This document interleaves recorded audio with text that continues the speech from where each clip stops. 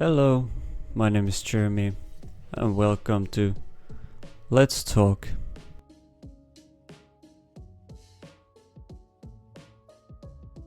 Today's topic and episode is mental health. I've been talking about a lot of this project and it's finally coming. Whoa! With this video I want to spread awareness.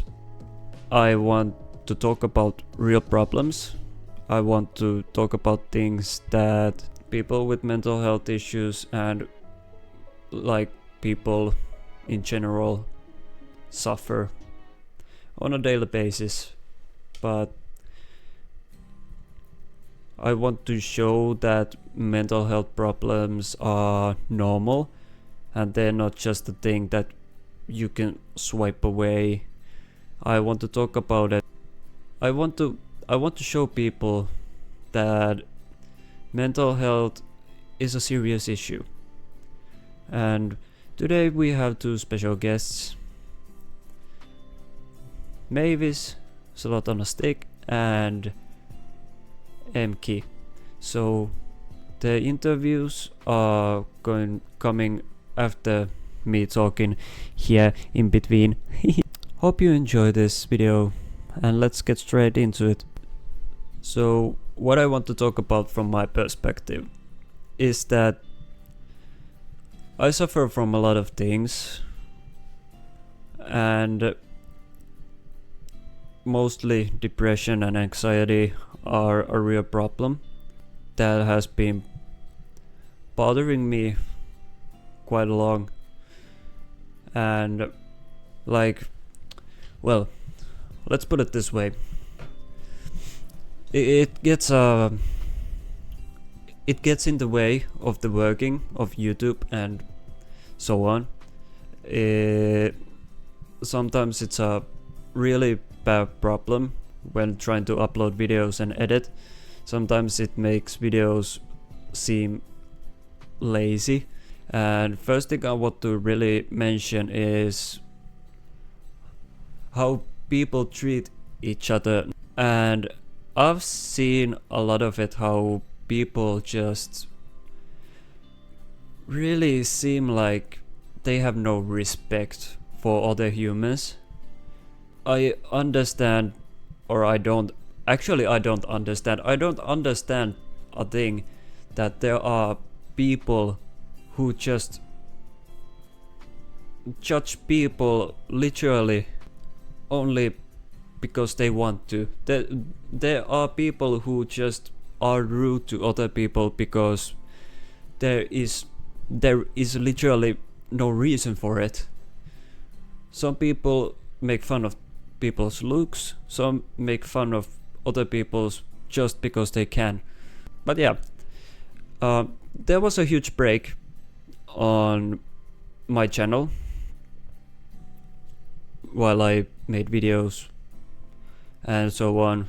I needed to upload them like literally every second day, but I went on a, let's just say, small break. I was on a break for over a month and so on because, well, how should I say it? I had my, I think it was kind of because my depression and my anxiety was at really bad heights and it affected me for motivating myself for making videos and motivating myself for editing. I think the videos that I made at that point were not as good as I thought they would be. And I really underestimated myself in that time period. And I also kind of thought that this was useless. Why am I doing this? But I'm also that kind of a person that Usually if I get committed into something, there's also coming quickly a time that I want to just give up and not even try anymore. But doing YouTube videos is actually fun. It's some sort of a different way of relaxation. How do I say it? Usually YouTubers doesn't do videos like this that they talk about how they feel and talk about what is their problem, especially except now you see in this year a lot of people actually left the platform because you have seen there's been mental health and going away because leaving the platform because of family and being there a long time. Well, enough of that. I want to talk about some of my problems, which are most definitely, I would say, I have really bad trust issues when it comes to people. I don't trust myself. I don't really trust quite goodly in anything. How should I say it? How should I put it in words? I don't really trust myself in things, and I don't trust myself with other people, because there's been times that people have stabbed me in the back, should I say it, and so on. If you're feeling any sort of ways, if you're feeling down, if you feel like you want to talk to somebody, do it. Talk. Do not swipe it under the rug or under some sort of a rock or rug or just talk to somebody. If it makes you feel better, talk to someone in your family, your friends, anyone who might give it a listen. And if you don't have that somebody, there is always options, someone to talk to. Me, myself, I didn't realize it early enough. I've had my share of ups and downs. Mostly they've been downhill. But yeah, I just highly recommend of talking to somebody. It's not easy. It's not easy to start the journey of fixing yourself, or not even fixing yourself, or even talking about your own problems. Simple as that. It's not simple. It's not simple to start that thing. The starting is the hardest thing you can do. Admitting you need help. It's the hardest part. And for me, it was one of the hardest things ever, was to admit that there's something wrong with me. But that's the first part of the journey. There's nothing more to say to that. Literally, if you are struggling with mental health issues and don't want to talk to anybody, you need to talk to somebody. It doesn't fix itself. If you feel like nobody's gonna listen, they do. I've been at the brink of the edge many times. I've been thinking about things that I shouldn't think about. I still have problems with mental health. I still do. But if you have a chance to talk to somebody, do it. It's important. If you see this video and you have any sort of mental health issues or anything, just talk to somebody about it. It will help. We are going to move to our first person who we are going to interview.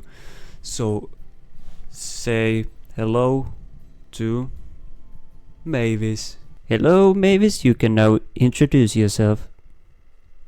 Hi, I'm Mavis, also known as Sloth on a Stick. I am a VTuber, and I'm also a sloth.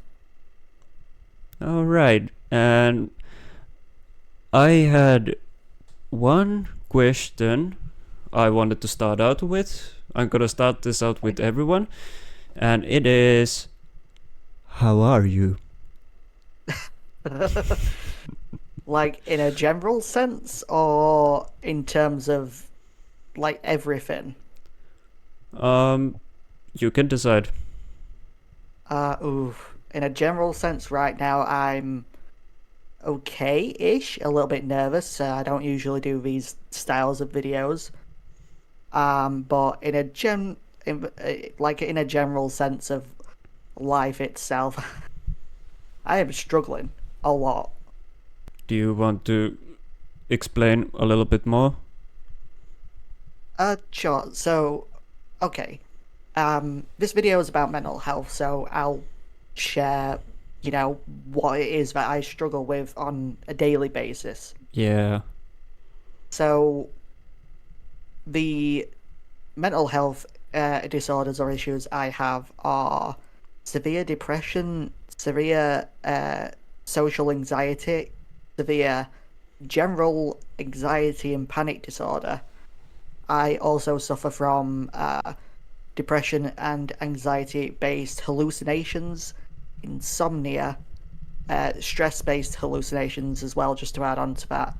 And I also suffer from gender dysphoria, which, for those who don't know, is basically uh, the feeling of your entire body being the wrong gender. Yeah. That's the simplest way to put it. And having to deal with all of that on a daily basis with little to no support and little to no, you know, decent ways of dealing with it. It's well, the easiest way to put it is it's not fun at all. It's a real horrible struggle. Yeah. Um, I really have no like experience with that myself, but with my own struggles that I have on daily basis, I can Yeah, understand by that. yeah. So I'm also trans, male to female. So that just it adds on to it all. It really does. I can't even look in a mirror sometimes because it just makes me feel so shit about everything. Yeah. And it doesn't help with, having to go outside, and even if I am dressed to the nines as a woman, my other issues of like depression and anxiety and hallucinations, they all get to me as well. So just going outside in a general sense is a huge problem for me. Yeah. Actually, that takes me to one of the next questions. The one thing Right? what you said about the kind of healthcare. Oh yeah. Yeah. So my next question was actually that: do you think that your healthcare helps with your problems at all? So at the moment, I am taking a highish dose of a certain medication that I won't name for my depression and anxiety. I've gone through several medications and pretty much none of them have helped me with my issues, including the one that I'm currently on now. I've done several different types of counseling and therapies, um, and I'm currently waiting for another wait. I'm currently on another waiting list to see a different type of therapist for my issues, Yeah. and it's been a long wait, and I still haven't heard anything from them.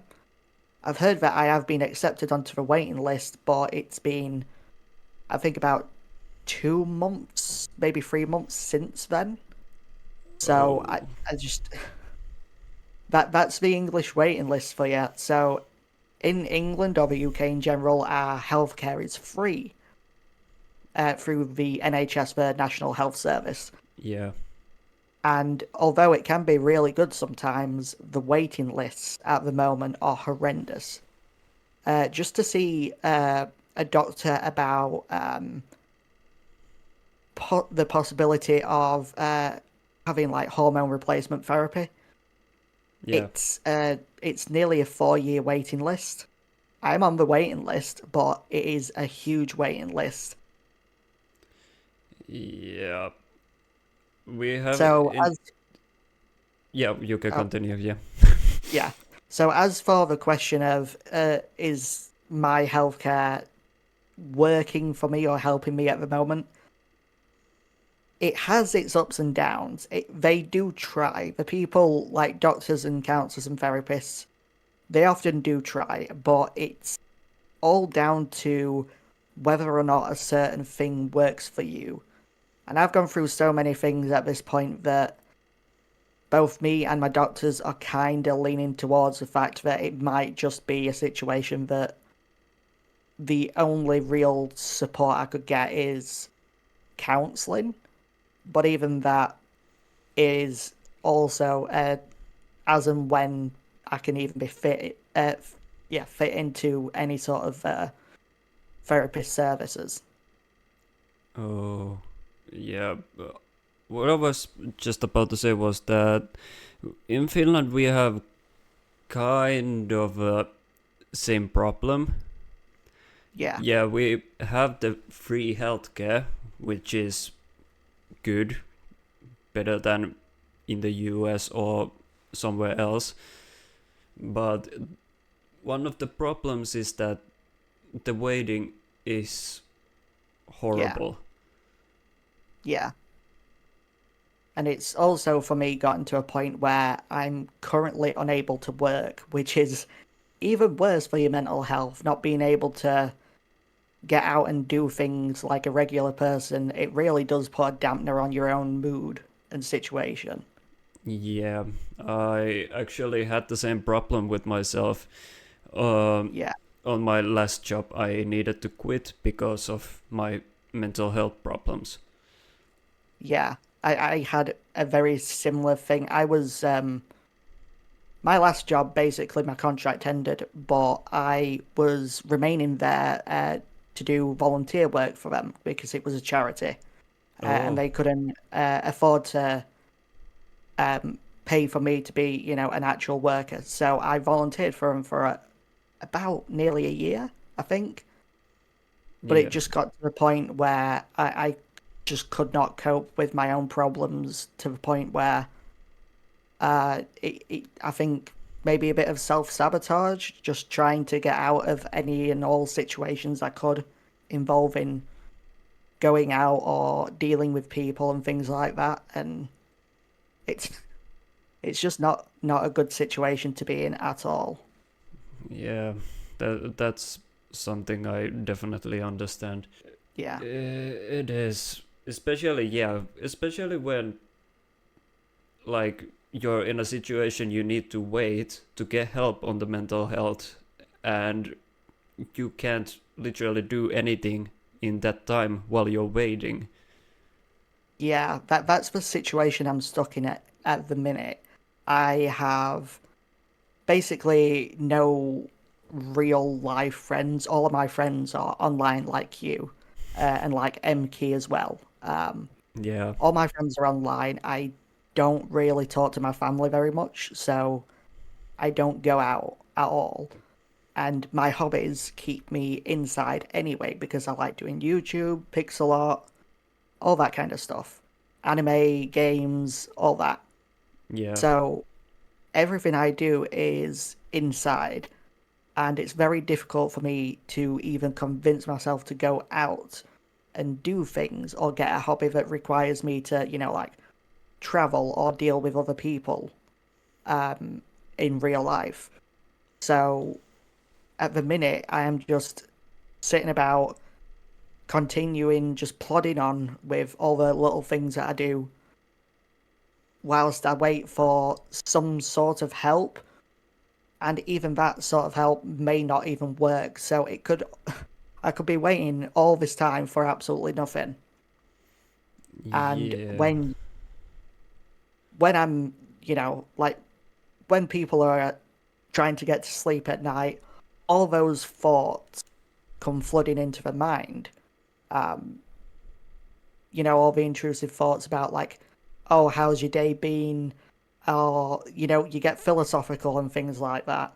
Yeah. And it all keeps me up at night quite often because once you realize how your life is currently going and how little you can do at that moment in time, it makes you feel completely and utterly hopeless rather than giving you. Some people get a kick from it. It's like a wake up call. Once they realize that their life is going nowhere, that's when they start to change. But with people like me, when I realize these things, it just makes me feel a million times worse, and I just feel even less motivated to do anything at all because I just feel so bad about it all. Yeah. That's actually something that I also understand. But as you said, that I have literally the opposite thing, that when that happens, usually I get some kind of a wake up call out of it. But Yeah, it's usually like a sort of a thing that I get some weird urge of motivation. yeah. I also sort of get a strange urge of motivation every now and then when these things happen, Yeah, but because I like sleep on that, I sleep on that motivation, and when I wake up, all that motivation is gone. I yeah, mean, sure, I could just get up at like 3 o'clock in the morning whilst I'm thinking about these things, and then go and do something filled with determination and motivation. But at the same time, because of my insomnia, I do actually need to sleep for once properly. So instead, I go to sleep eventually. Also, a little side note about my insomnia. Right now, I'm running probably on like around 4 hours of sleep a day, and that's been about 2 weeks running. So I whoa. don't know if it's better than before or if it's worse than before, but I'm functioning at least. Well, that's important. Yeah. I don't take medication for my insomnia, mostly because I actually like being able to regulate at least some part of my own sleep patterns. Because, say, if you had like medication for insomnia, you could, you could end up falling asleep at like 6 o'clock at night, and then Yeah, wake up at like 4:30 in the morning, and you'll have no way of controlling that unless you change medications and you keep testing it. yeah, Whereas I prefer to just at a certain time go to bed, struggle with insomnia sometimes, most of the time actually, and then eventually fall asleep around the same time and then wake up around the same time as I usually do. I prefer that level of control, and that makes me feel like at least I've got a little bit of control in my life. yeah, and somehow I think it's kind of a better not to use any kind of, well, of course it's everyone's own opinion, obviously, if they want to use something to help to fall asleep. Yeah. When things get really, really difficult, I do take like a herbal medication for insomnia for sleeping, Yeah, which doesn't usually work, but every now and then I'll get like a good 7 hours of sleep because of it. yeah, yeah, So again, it all depends on how people feel taking about taking medication, what medication works for you, and how you want to go about controlling your own sleep. I also don't get tired very easily at all. That might be because I'm young, but I don't know. I mean, I'm 24 at the moment. I'm supposed to be in my prime, I never get tired. But in like 5, 10 years, maybe I will start getting really tired. Who knows? Um, and that's another factor as to why I don't really take medication often, because if you don't feel all that tired, there's not much of a need. If you're still, functioning and you don't feel exhausted all the time, and you're still getting like the right amount of, well, at least a decent amount of sleep, you can sort of put up with it. Yeah. Uh, I have like, I don't know why, but I have myself like some sort of a weird perspective on medicines. I only medicines that I use are obviously for the epilepsy that I have, Yeah, but I'm usually when it comes in terms of any sort of a medicine, like it can be some sort of a regular or painkiller. I just yeah. I have the feeling that I don't want to use them unless if it's just really necessary. Yeah, when it comes to me and painkillers, any sort of painkillers, whether it be like paracetamol, codeine, Yeah. or cocodamol or whatever, I tend to not use them unless I really need them. And I've got quite a high pain tolerance, so I don't take it nearly as much as I probably should. I also suffer with like basically chronic back pain. So I kind of should be on like regular painkillers, but I choose not to be because, well, you can quite easily get addicted to painkillers, and Yeah. it's not the best thing for your nerves, to be honest. Like I'm not a doctor. I've not, researched any of this, but I have heard that there is a potential that it could not damage, but like over time, it could slightly alter how nerves work. Yeah. I Then think, again, like I said, I'm not a doctor, so don't quote me on that. yeah, I will put this highly into the video. Don't use painkillers, kids. It's bad for your nerves. Yeah, but I think I have some sort of experience with that because I had some really bad nervous pain, and that was one of the Yeah, latest times I have used painkillers actually because, and almost I got addicted to them because of it, because I got the ah, wisdom teeth removed. all right. So I had really horrible pain because of it. Yeah, I've also heard that if you take painkillers without a reason to take painkillers, there's a possibility that it could actually cause you some sort of pain and discomfort. Yeah, Again, that's just what I've heard. I've never really tried that before, so I can't say by experience.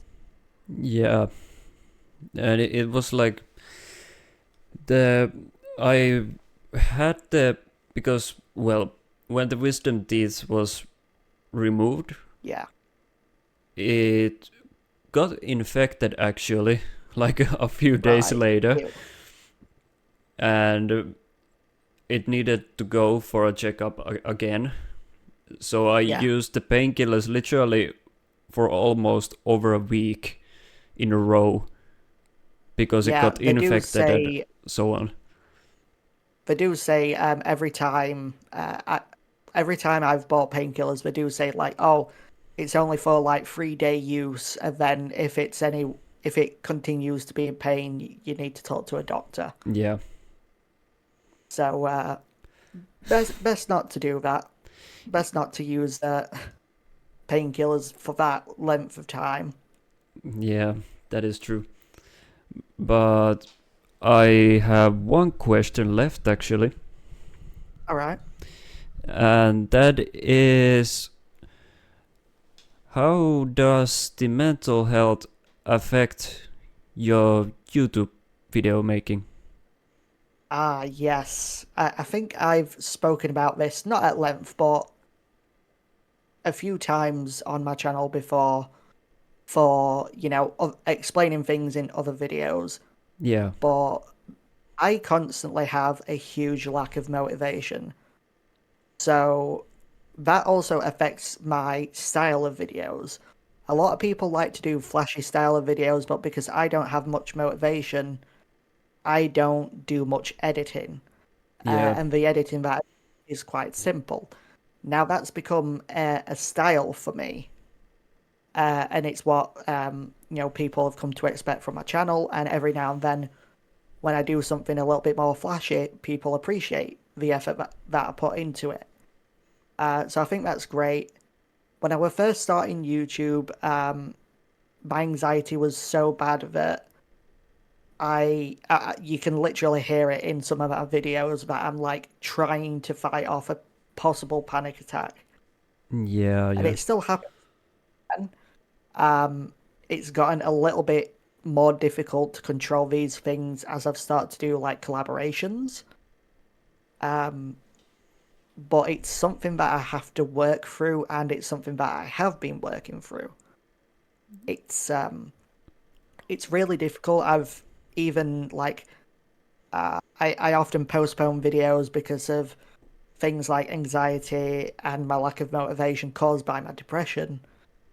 And I've even made videos and then realized, this is quite crap. This is not what I want. But in theory, it's actually a pretty much standard video for me. So I end up deleting those videos and then trying again. And I get frustrated quite easily with these things. So it's it's not a good idea. And considering that I'm still a very small YouTuber and I've been doing this for like what 3 years now, 4 years, I can't remember. It's getting to the point where you start wondering, is there any point in doing any of this? Yeah. Because I'm getting there. But at the same time, if you really, really enjoy doing something and it is kind of like an outlet for your anxieties, um, then what I've just decided is I'm just going to keep doing it. Even if I don't get, many subscribers, even if I don't get many views, it might make me feel like shit 80% of the time, but when things do work out, that's a huge boost and it makes you feel like you need to do more, you want to do more, and you can do more. So I just keep going. Yeah. That's actually answers almost everything I needed to say, but yeah. But I can feel, even though I have made videos on my channel for now almost 6 months, I I understand the feeling of, is there any reason to make videos? Yeah, That feeling, because it just it usually for me it comes when I upload a video that I'm proud of, but yeah, I just see in a few days that it only has like 10 views, and it gives off the feeling that no one really appreciates it. yeah. I've had that many times where I've done a video that I think is funny, I think is good, something that maybe I'm actually proud of, or it's like the best bits of like I do a series of best of videos where it's basically the highlights of a certain like let's play or series or something, Yeah. and sometimes they get like really really few views, and then you're just thinking, but it was such a good video. And I put effort into that, and I enjoyed making that video as well. It's like, why does no one seem to care? Yeah. And it's not always the fault of the viewers or the people or even your audience that you're trying to make videos for. A lot of it is to do with the YouTube algorithm and the way that works. And not everyone wants to, try and manipulate the algorithm, or not everyone wants to, or feels like they can put enough effort into doing exactly what the algorithm wants it to do in order to get the best like views and subscribers and things like that. I genuinely do not care about the YouTube algorithm and gaining like the most views and subscribers I possibly can. Yeah. It's a lot like a bonus. I do enjoy it when a video does well, but at the same time, as long as I'm enjoying it and the people I make the videos for are enjoying it, I don't quite care. Yeah, I think that other people think about when you say that, oh, I started a YouTube channel or I'm making YouTube videos, people just think that, oh, you're there for the you want fame, you want to get subscribers, you want that and that and that. Yeah, But usually you're just like, no, I'm doing that because I just want to. yeah, And then people will say that, oh yeah, making videos is so easy and being a YouTuber is so easy, like look at person PewDiePie or something like that. yeah, No, like people have made their way up there, of course, but being yeah, a small YouTuber is rough. yeah. Especially when you see that people are doing really terrible videos and somehow getting more views and subscribers than everything that you do, I'm not. even though you know that your videos are a lot better in terms of quality I'm and not. editing than they are. I'm not saying any names, but Okay, lovely. it was not But reason. it's not just big YouTubers that you see this with. It's, like even small YouTubers, they get ahead of some other smaller YouTubers when, like, even though they have like really terrible microphone quality. I've run into plenty of small YouTubers who have awful microphone quality, Yeah, but somehow in less time than me have hundreds more subscribers and often have more views on my videos. And I'm just like, excuse me, how is this even possible? How are they getting so much out of this when I'm trying a lot harder than they are, have a lot better, you know, audio and video quality, yeah, and then that's what really makes you feel shit about yourself. yeah, and it usually like makes you wonder that what are you doing wrong, or as I'm thinking usually is like, what am I doing wrong and what can I do to make things better? Yeah, But the first thing always that comes to mind when something like that happens is that useless feeling is like it's the first thing that comes into mind, and then you're thinking that are your videos even worth it, or is your channel even worth being there? And don't get me started with the dislikes. oh, can I please just bring the dislike button back? Oh, Please, YouTube, just bring the dislike button back. yeah, Removing it was one of the worst decisions you've ever made. yeah, What's great about all of this though is that I don't often get dislikes on my videos, which I really really enjoy. I usually only get likes or no likes at all. yeah, But even so, just one dislike can really really mess with someone's mental health, and the whole feeling of being useless, that'll that could send someone completely spiraling. When they've put so much effort into something and it gets nowhere. yeah. And usually, like, I think most of the people who press the dislike button are like, ooh, funny dislike, he, and so on, but they don't really know what it means to people who make the videos. Yeah. It actually has a way deeper meaning. Like, I didn't even understand it before I started making videos myself. Yeah. When you get your first dislike, it can be really disheartening. And Yeah, 95% of the time, no one will give you any feedback. So you're stuck there wondering, why did someone dislike this when it's actually, in my opinion, really good? And other people have also said that it's pretty good as well. yeah, So when you get that first dislike, it is almost soul crushing.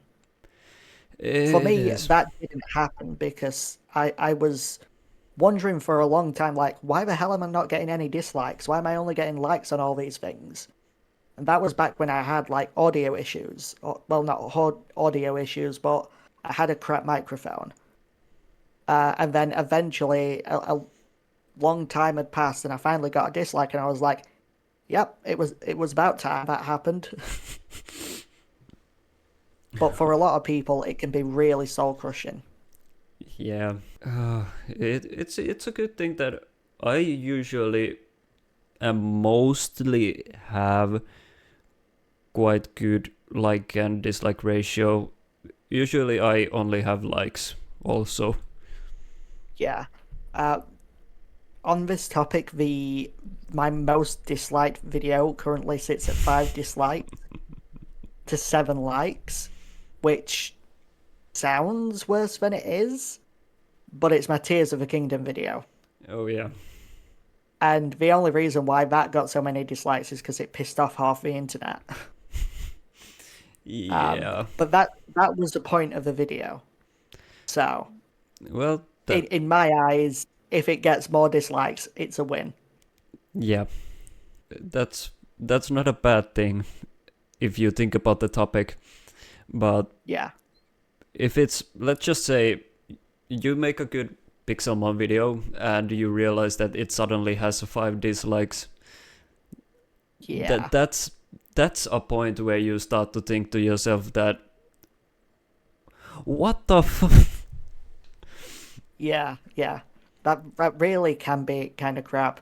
And it also doesn't help when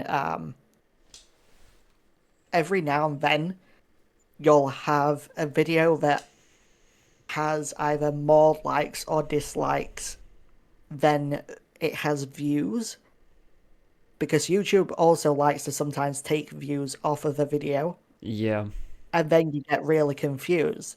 And then that messes with your mental health as well, because it's like, wait, how does this even work? Do I even know how to YouTube? Do I even know how to exist? People, again, with mental health can spiral really quickly from small things like that. yeah. And it's like if you talk about this topic to someone else who doesn't do YouTube, and I think the like only answer is going to be, well, why don't you just quit doing YouTube videos? But it's not that simple. No, it's not. You do YouTube videos because it's a way to escape a reality. It's a There's way, that. yeah, I think for the reason behind doing YouTube, it's going to be very different from person to person. yeah, For some, it's an escape. For some, it's a hobby. For some, it's fame, fortune, subscriber count, bullshit. yeah, And for some, it's to do with like activism or trying to, get a career or anything like that. YouTube has become such a massive platform for people and what they want to express and do. But what people don't realize, I mean, a YouTuber, any YouTuber, even big YouTubers, will every now and then make a video about being like burnt out or I have some mental health issues, and then they take some medications and then boom, done. They're back on top of it all. yeah, But it doesn't work like that for a good chunk of us. So we're stuck with this constant uphill battle trying to produce more and create better content while also suffering mostly silently. And Yeah. that's why I feel like more videos like this need to exist. People need to like stop being a lot of YouTubers are like, well, if I speak out about my issues, then people are going to see me as weak. They're not going to enjoy this video, and the most of them care more about the views and subscribers and the Yeah. amount of monetization money that they can get from it, rather than actually themselves. Yeah, and for me, like, why I wanted to do this kind of a video was, in the first place, was to spread awareness to people and to, like, show Yeah, I what it mean, is like. yeah, I mean, recently, I don't know if you've noticed this, but a lot of like celebrities are now going on the whole mental health parade kind of style thing because a lot of them are now speaking out like, oh yes, I do indeed have like anxieties and I do indeed have like depression and I get stressed out easily or Yeah. this and that and the other. Uh, but when it comes to celebrities, it blows up into this big thing where everyone's trying to be either charitable about the situation or they're trying to extort it into some sort of uh, monetized content. Yeah. But for smaller YouTubers, we often don't get heard when we have issues like this. Our fans, what few fans we do end up having, mostly they are interested in the haha funny content and stuff like that rather than us as a individual. Now, Yeah. obviously, that can be disheartening as well. So producing videos like this is probably best done in a style like this where it's got nothing to do with any of your other content. Yeah, you've got other guests that can also talk about their experiences and you take it seriously Yeah.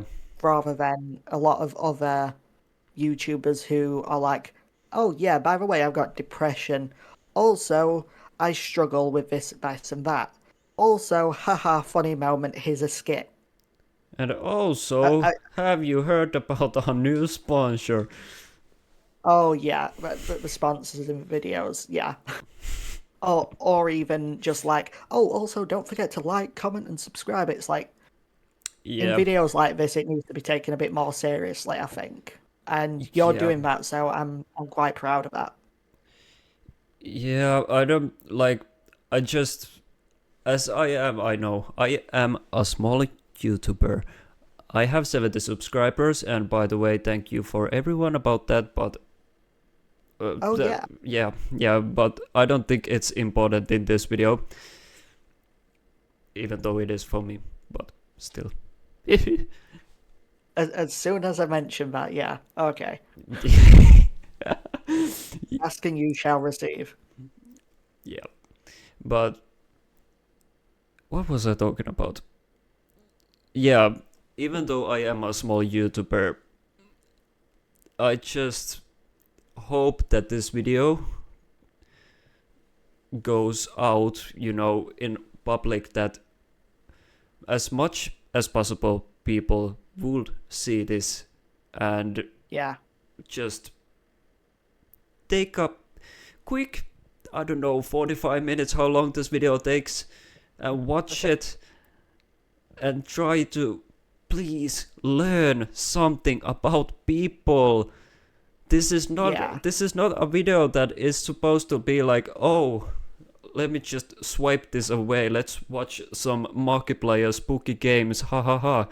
yeah. This is a video that I want people to see and understand. Yeah, this is a video where people really need to sit down and actually have a think about how people really do struggle in real life. A Yeah. lot of people who do struggle in real life as well will often try and escape their struggles even through like watching YouTube videos. And I hope that if someone who is watching this video and has struggles in real life, that you can understand that we also, whether it be like celebrities, YouTubers, big YouTubers, small YouTubers, cardboard boxes, I don't know. All of us can and most likely at some point in life will struggle severely.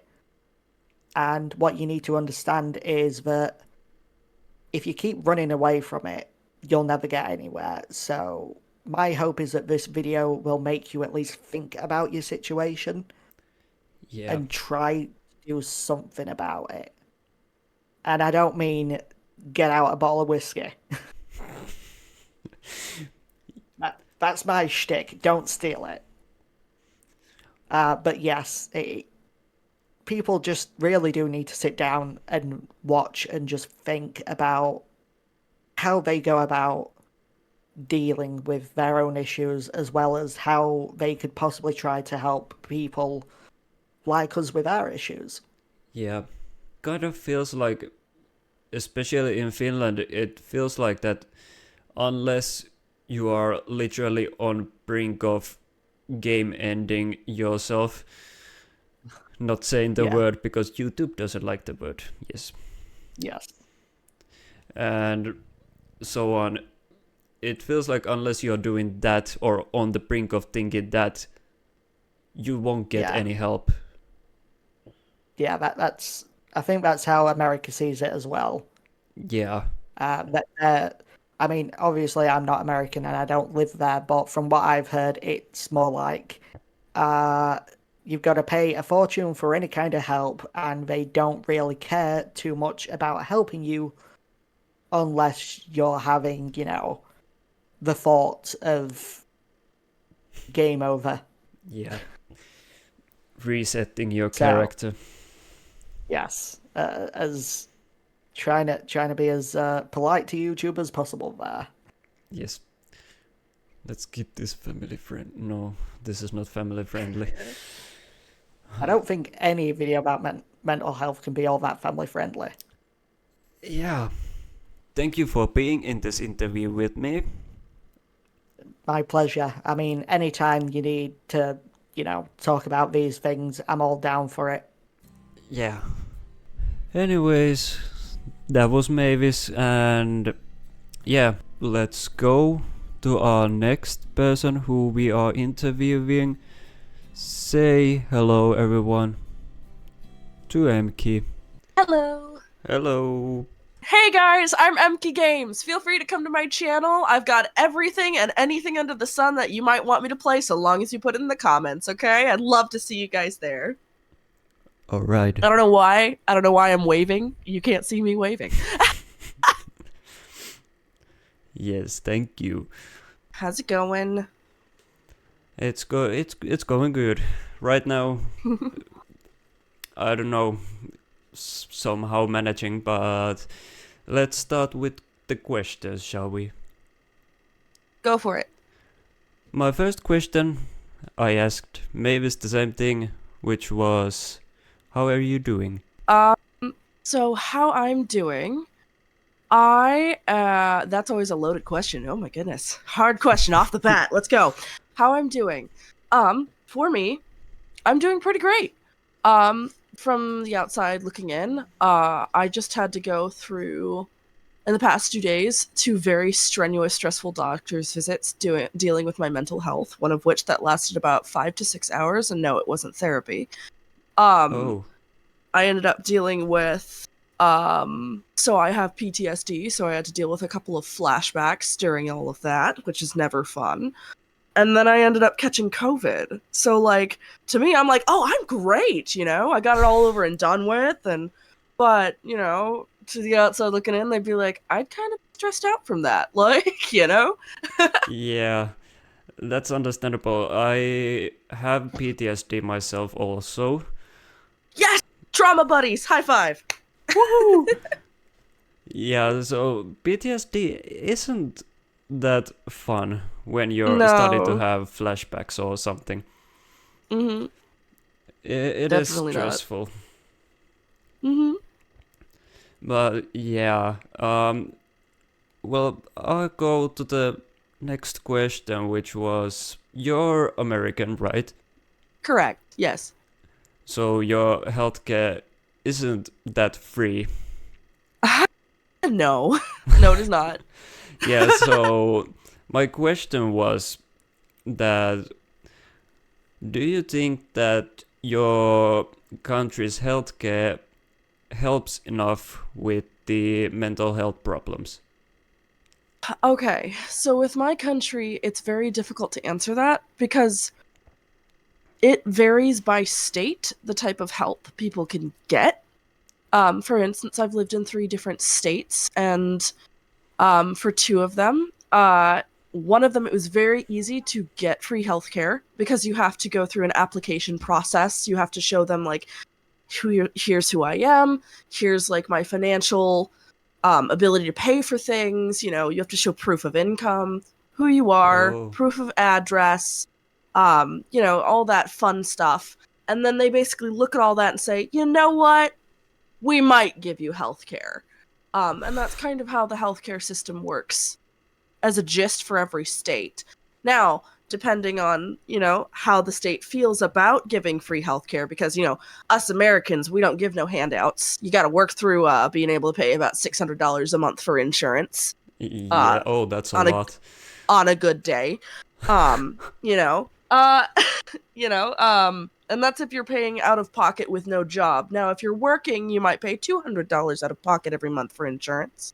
And you'll get things called deductibles. Deductibles are basically the amount of money that you still have to pay out of pocket before the insurance will cover anything. So, for instance, I once had insurance that was I had to pay $200, $300 out of pocket every month, but I still had to pay a $2,500 deductible, which meant before my insurance would cover any of my doctor's visits, I Yeah. had to pay $2,500 out of pocket first. So, Ooh. that can happen very quickly if you ever need a minor surgery, which at the time I did, which was $2,600 or $700. I had to pay out of pocket. A normal doctor's visit can be anywhere from, if you go to a very like chintzy, you know, kind of like hole in the wall place, it could be $80. Or if you go to a decent actual doctor's office, it'll be around $180 to $250 for a normal checkup. That's not treatment, that's not medications, that's a checkup. That's to talk to a doctor. Medications can vary anywhere from $80 to $400 depending on what you're getting. For instance, I want to say the antidepressants that I'm on, the amount that you'd have to pay is about $180 for a month's worth. Whoa. Yeah. And so basically, if you don't have insurance, you're kind of doomed in America. Because nobody's able to make that much money, at least that I know of, that quickly. So it's very much you wouldn't be able to pay for most of the doctor's visits that you'd have to do in a year just for normal checkups, let alone emergencies. And an emergency room, oh God, save your soul. You may as well sell it. That's like $5,000 right there just to jump in the freaking ambulance and go down the street. Like, oh my gosh. Yeah, like the These are difference. just off the top of my head. I'm so sorry. I might be wrong with some of the numbers, but I'm pretty sure last time I went to the ER, no ambulance. It was $1,000 just to be told I have strep. Oh. Oh yeah. Yeah, so the difference between like in Finland Oh and no. I guess in America is that in Finland we have the free healthcare, yeah. Oh my gosh. Yeah.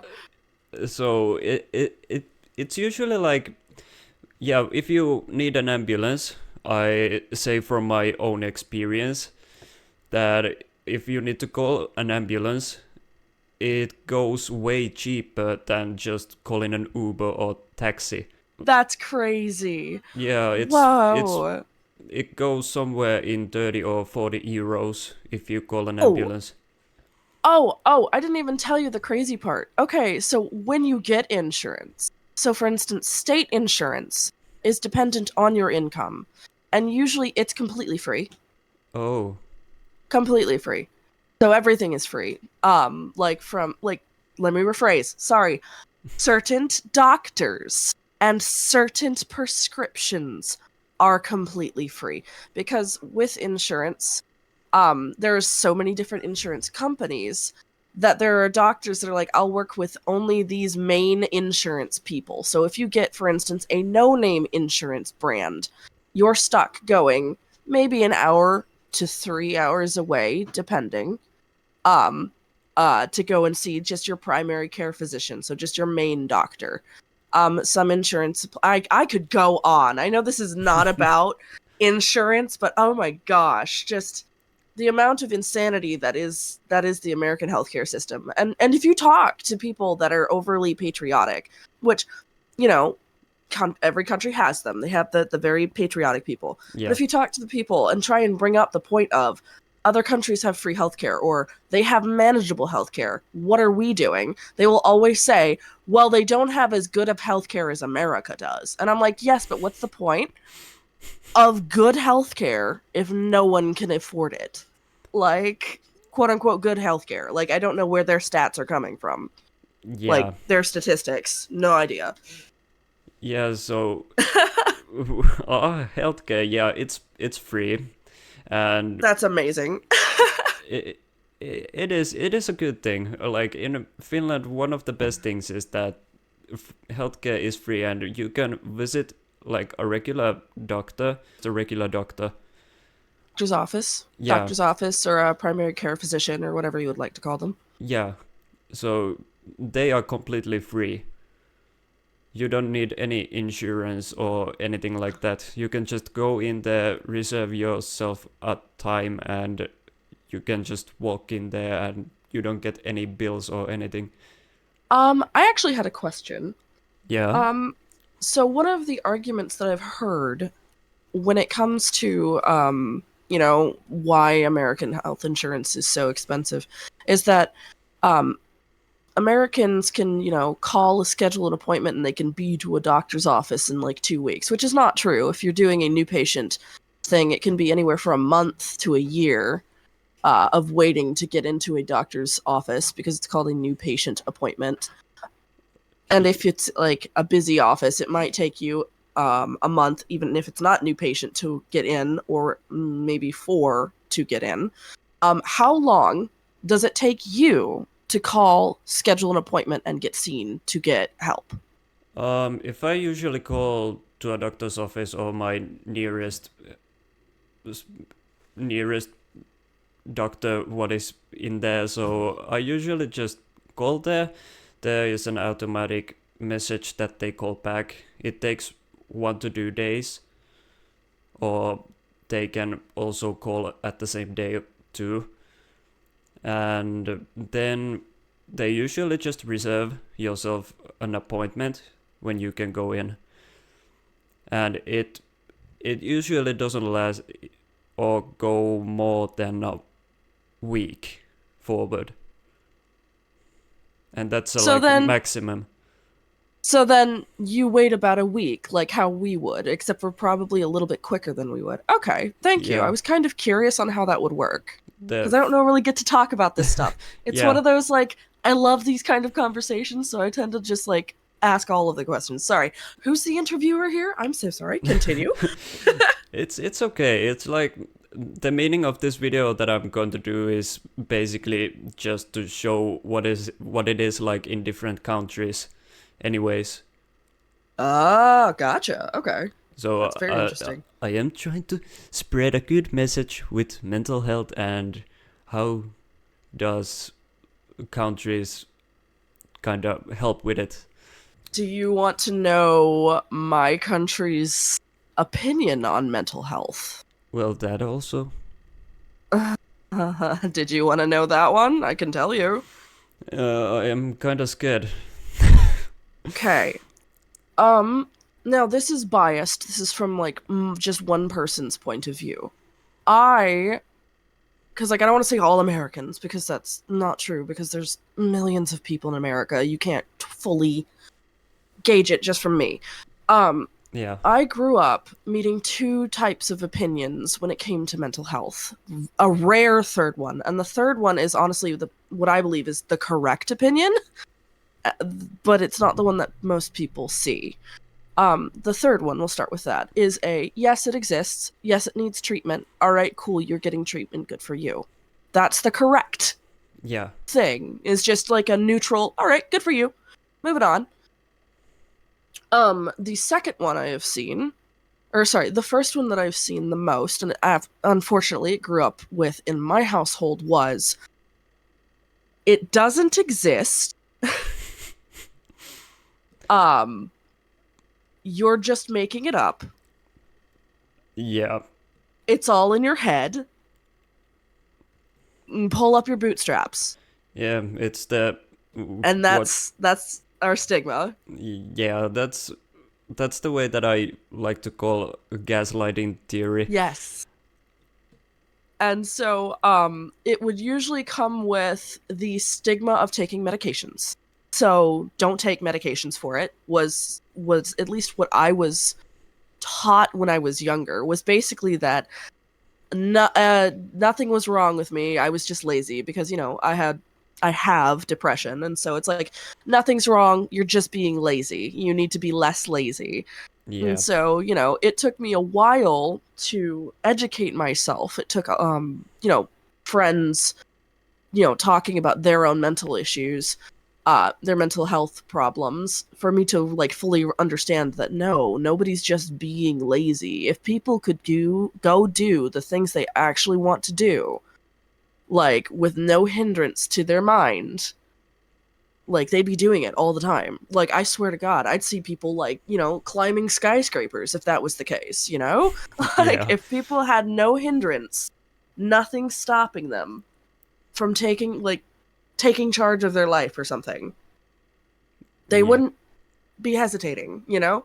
And so it took me a long time to realize, you know, just like what was, you know, not wrong with me, but what my health problems were. Finding a doctor, getting the medications, being unafraid to take the medications, because there was a lot of stigma of you should be ashamed if you have to take a pill to regulate your mental state. You know, and then having to like do my own research and so on and so forth. That is like the first opinion, Yeah. which is also people call, there's a specific term called special snowflake, which is usually referred to people with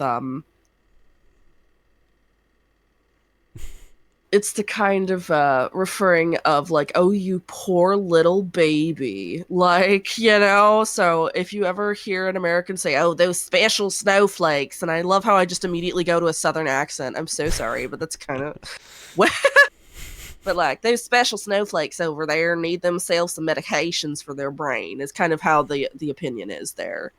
Yeah. And then, all right, so we got the neutral stance, we've got the hostile stance, and then we have the other one, which is the ignorant stance, which is the people that ask why do you have depression, why do you have anxiety, like, you know, why do you have PTSD, and not in the way of just trying to like figure out who you are or how it happened, but like just the ignorant kind of, I don't want to take the time out of my day to type in a question on Google, so I'm going to make it your problem kind of people. Yeah. And so, oh my goodness. Those are the three type of people that I've had to deal with in my country. And usually, unfortunately, that third one, the, oh, you have to take medications? All right, that's fine. Like, you know, you're getting help? Cool, awesome, glad. Unfortunately, I get that the most from the medical professionals that most people don't know how to go see. So, like, it's like this vicious cycle of like there's not enough awareness, or there is enough awareness but there's not enough compassion that I've seen. Now, I'm Yeah. sure if you go and talk to somebody that doesn't live in the same state, they might have a completely different opinion, because unfortunately America has 50 different states and all of them have different cultures. Like so yeah. Yeah. Uh, I I mean, like in Finland, we also have quite a lot of different opinions on mental health. I think I should move on to the next question. Totally fine. What up? Yes. The next question is, well, because you're a YouTuber and mental health affects a lot of doing YouTube videos and so on. My question was that how does it affect doing YouTube videos with you? Okay. So I started my YouTube channel because I wanted a community that was based on kindness. So I wanted a community that understood if somebody said, "Hey, I'm having a bad day," they're like, "Oh, that sucks," and they go on. And they're not like, "Why?" And like aggro and aggressive and hurtful and hateful. And so I started YouTube with this absolute burning want and almost need to just see some good in the world, because it was kind of fueled by my depression. Yeah. Of just not being able to see anything happy at all. And so my depression kind of fueled that. My anxiety made me a chatterbox because I was so worried about being silent. And so I always nervous ramble, nervous giggle, chat about just doing random mundane things in the game, like, "Oh, I picked up a block, do," and like, and stuff like that throughout my videos. And so the way it affects me, my mental health, is that it kind of drove me to make my channel. But the way that affects my ability to, make my channel, make content, is that if I have to do, like, for instance, I messaged you like a week ago when you're like, "Hey, you want to do a collab?" And I was like, "I cannot with the people today or this week, maybe 2 weeks." Yeah. I had to actually send DMs to about 3 or 4 different people, yourself included, saying, "Hey, because of the way that my brain is functioning right now, because I have very bad social anxiety, I will not be able to do voice chats, and don't expect me to fully respond to like a message right now." And so it's very much like, it can very much ruin like any collaboration efforts if I'm not careful. Like, if I let myself take too much onto my plate, I end up dropping the whole thing. And so on my channel, actually, technically I've taken a 2-week break. I had maybe 4 videos stockpiled, and I placed those in the middle of that 2 weeks because of the fact that my mental health tanked.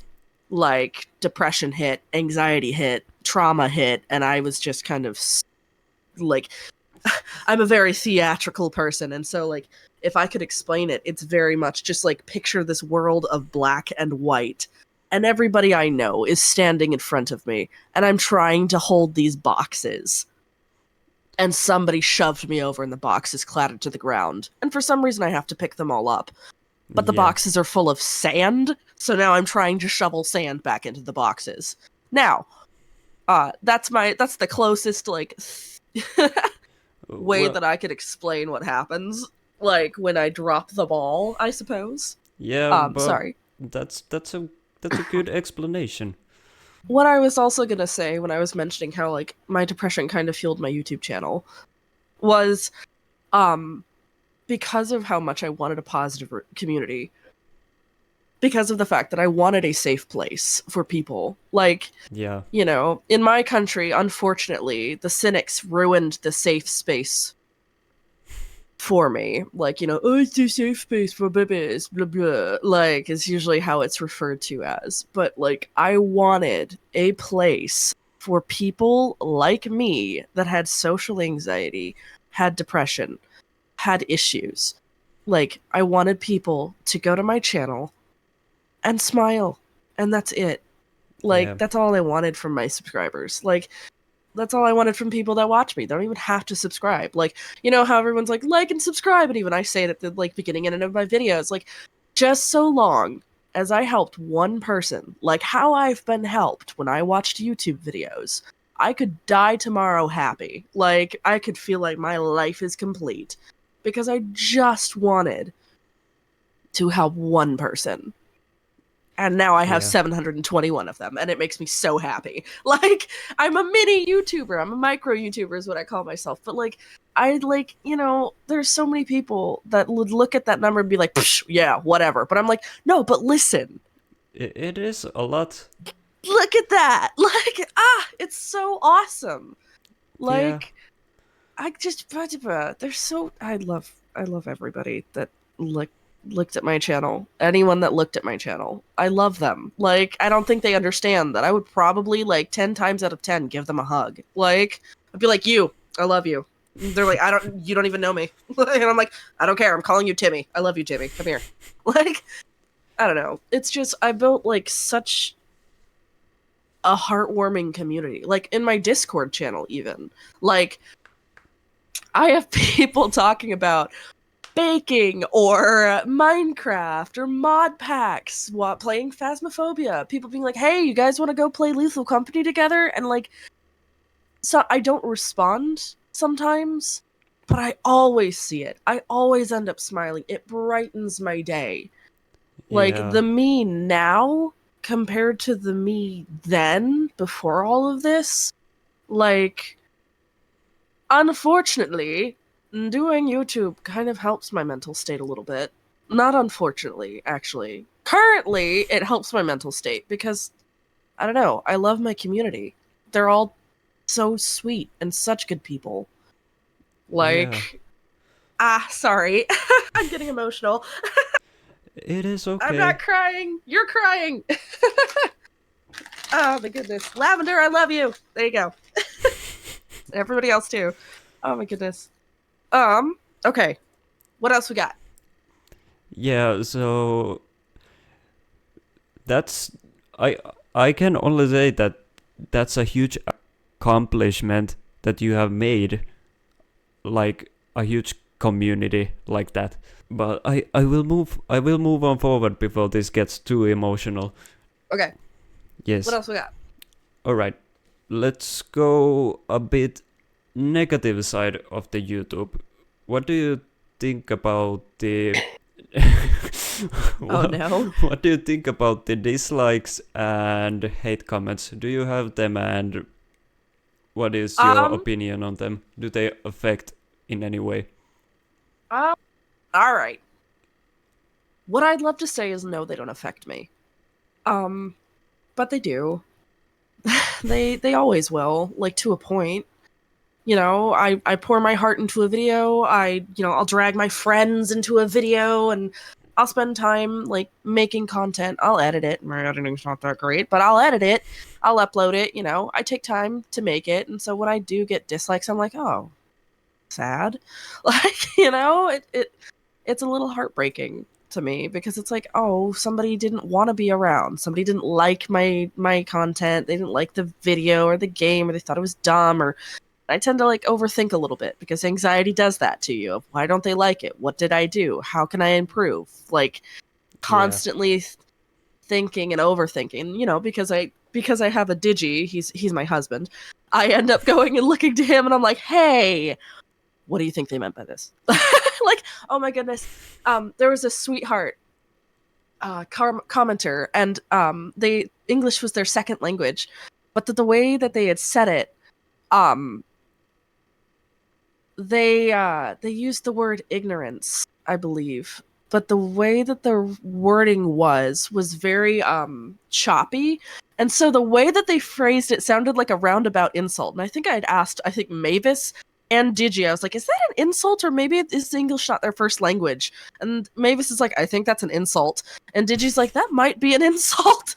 And it was basically something like they said something like, your ignorance of video games, something with the audience. I think it was like I think what they were trying to say is, it's more fun when you play a game that you don't know, so the audience can help you, because it was during a stream, is what I thought they had meant. Oh. And so And so at first, though, I thought they were saying, like, you're such an idiot when you play games. And I'm like, oh, I'm sorry. Like, I got so sad. And so I Oh, was like, I'm so sorry. I didn't know that you don't like me being dumb. Like, I can't help that, but I'm sorry. Like, and so I was, and whenever I get like comments that are negative, excuse me, whenever I get a negative comment or like somebody that's not happy with how I play, which if you watch my inscription videos, there's like 1 or 2 commenters that don't like that I don't grab items, and I'm sorry. Like, but whenever it's a negative comment, my response is to not respond. It's either if I don't respond to a comment, rare is it that I don't see it. It's either A, I didn't know how to respond, or B, I thought it might be a little bit negative and I don't want to say anything that's, you know, dumb. Like, oh, I'm sad now. Like, you know, can't yeah. say that. That's not like what people go and comment on YouTube for. They want to talk to whoever is making the video. Like, you can't be like, oh, you made me sad. They'll be like, oh, now I'm sad now too. No, I don't want to make people sad. No. Like, oh man. Now, that's not to say that I don't love receiving like actual like all right. To anyone that watches this, I'm so sorry if you watch my videos and you left one of these comments that was kind of mean. That doesn't mean I don't like helpful tips. Yeah. So, like, oh my god, I love when people are like, hey, yo, did you know about this secret thing in the game? And I'll be like, no. And I usually respond. And so, like, I'll be like, no, I did not. Holy crap. Yes. Oh my goodness. So negative. Trying to think of other stuff. I have not received yet a negative comment, and I feel very fortunate, and I'm sure I'm jinxing it right now, the second I say this. Let's not jinx it. Let's not jinx it. I have not, I'm gonna jinx it. I've not met people that have spouted actual outward hate towards me, or to, like, certain groups, you know? Yeah. I have yet to run into like go die or anything like that yet. I am concerned I might one day. I feel like if I were to run into that, it would probably hurt me a lot because I view life as a very important and precious thing. And so Yeah. I would never say those words. And so, you know, because like for me, it's like I try not to get hurt unless there's intention to hurt. And so if somebody says that, obviously they want me to be hurt. So I'll be a little sad because I'm like, oh, this person wanted to hurt me. Anyways. But yeah. So like negative comments, I usually try to find the advice within them. Like if they're like, your video is too loud, I'll be like, oh, okay, I'll like tone it down on this. Or you're too quiet in this. I'll be like, oh, okay, I'll turn it up in this. Or like, or if they're like, you're just bad at this game, I'll be like, all right, well, you can go watch something else. Like, yeah. It's a good thing to take like all those things in a positive way. Yeah. But in my own perspective, because well, I have 70 subscribers right now. 70? Yeah, 70. Yeah, man. Do you know how long it took me to get to 70 subscribers? Oh my god. Yes, I'm so glad for you. You've got this. I did it in 6 months. Heck yes, you've got this. Yeah. Keep going. Yeah, but my views aren't like, they are not that big, so They the never likes start that way. Yeah, the likes aren't that big, so if I get a dislike on a video that has like, let's say 4 likes, it's catastrophic. Yeah. yeah, it just starts to feel like, wait, why, who did this, why would they do Who are that? you? It's like, can I get your email so I can send you a questionable letter where it's just like, what did I do wrong? Send. Yeah. We talked with Mavis about this too, that usually people who watch YouTube videos and don't do the videos themselves, and they just like scroll and watch videos.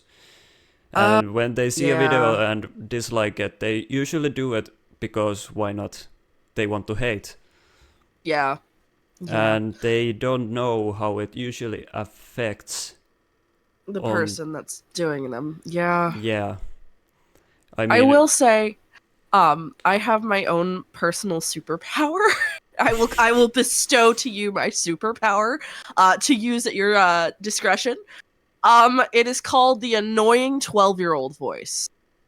And so, whenever someone dislikes my video, um, if there's no actual constructive criticism in a comment, or there is a dislike, I give an obnoxious 12-year-old voice, like a voice cracking kind of 12-year-old voice to whatever I'm reading, and I immediately don't take it as seriously as I would if someone was talking to me like you are right now. Like, so yeah, like immediately just give it a very dumb voice. It's like, all right, somebody doesn't like what I'm doing, and they'll be like, you're nerdy, and I'm like, haha, you sound like a 12-year-old. Like, oh my goodness. Like, it is like, now, if somebody said this to my face, like I said, if it's an actual person, I can't do that because it's their voice already. And I'll be like, oh my God, and I'll immediately start shrinking in on myself. But, like, I don't know. That's the power of reading. You can give any narrator voice to somebody that you want to give. Like, yeah, it's my own personal superpower. I had to teach it to myself throughout the years. It made me so dang happy whenever somebody would try and be aggressive with me over, like, text or DMs. I'm like, it doesn't work. this doesn't affect me. It's like I have built a shield. You cannot get through here. Like, Yeah.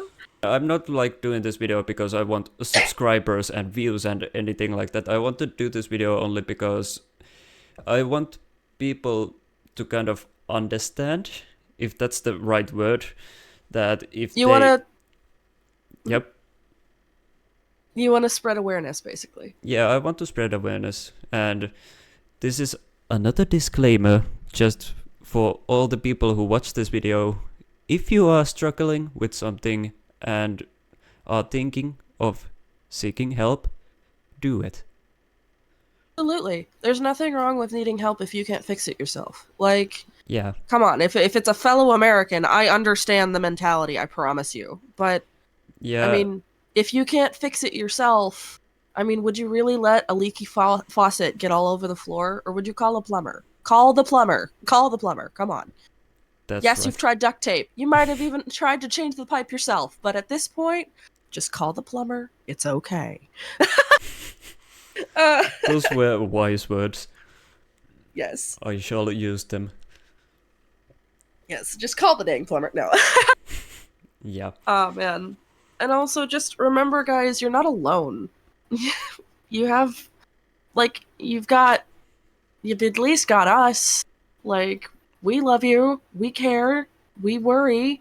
We want you healthy. Get the help you need. Yeah, and human life is precious, so don't waste it. Of course. It's always the hardest part of seeking help is always the start, the beginning. But Step is always the hardest, as they say. yeah, and it will get easier once you find the therapist and start doing the therapy sessions and meetings that you need for it. The start is always a hard thing.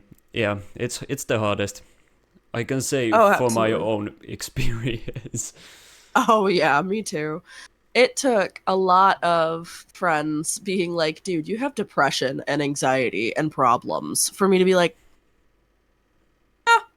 yeah, I guess I'll call that plumber now. Yeah. Like, my house is half flooded and I'm swimming. I'm just like, maybe I'll call for some help here now. Yeah. Yeah, I think my realization point was when I realized that I have DID. Is it dissociative identity disorder? The one where you have multiple personalities? Yeah. Ah, okay. I've met a few people with a similar thing, if not the same thing. Sorry, I'm not that knowledgeable on that one. Yeah. But I try to be respectful. Yeah, it is kind of rare. Yeah. If you think about it. fun fact for those that are trying to just gather more knowledge and stuff, just, watching these videos just for knowledge, not for help, but just to learn more to try and help somebody that has mental issues. Yeah. Be respectful. Like, I know that your first instinct is, I've never heard about that before, and ask a million questions, but ask before you ask. Ask if it's alright if you ask questions, because you don't know what they're going through. Like, Yeah. you don't know. You may, have heard it on the surface. Like, for instance, how I knew the specific, title of what Jeremy said. My first reaction is to ask 1,000 questions. Don't do that. I know if you're curious like me, you want to ask, but don't. Just be respectful. Be kind, and understand that it's still a disability, even if you can't see it. Yeah. It is kind of a thing, like, yeah, it's understandable that you want to know more. But it's not the other person's obligation to Yeah, tell you and teach you. there's a And that's your own job. yeah, this is kind of a video that if you are aware that mental health is an issue and you kind of try to put it aside or try to put it under a rug, don't do that. Yeah, no, when you hide... So I had the bottle up problem. When you don't talk about your issues, they don't go away. It's like a broken arm. It's gonna heal wrong if you don't get help. You don't want the traumas that you've suffered to define you, even if that trauma is that you can't handle someone raising their voice. Like, you have to seek help in order to get better. You can't just get better with no help. Yeah. Very rarely does that happen. Because I'm sure somebody's gonna be like, actually, and come into the comments like a bull, just like, I did. I'll be like, good for you, Jeffrey. Good for you. Not many people can do that. Exactly. Oh my god. But thank you for being in this interview. Well, thanks for having me. Alright, I hope you enjoyed this Let's Talk series. First episode. And yeah, I hope you just watched it till the end and maybe learned something from it. I don't know. If you did, that's good. Anyways, thank you and bye for now.